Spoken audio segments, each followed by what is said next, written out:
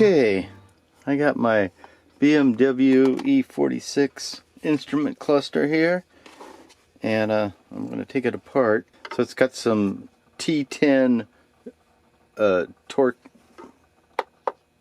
screws in here.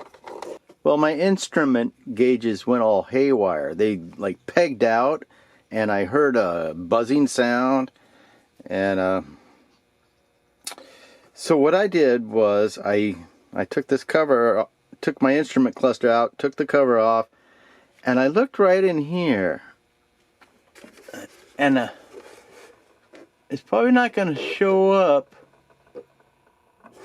but I saw some blackness right in there, and I took my toothpick and I just tried to scrape all that blackness off and make sure none of the wires were being short-circuited, because I think that's what was going on.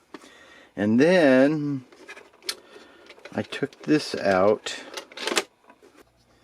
I took my gauges and all set them back to 0 like that, and then I just plugged it back in, and everything worked just fine. I haven't been driving the car a whole lot, but it seems to be working just fine.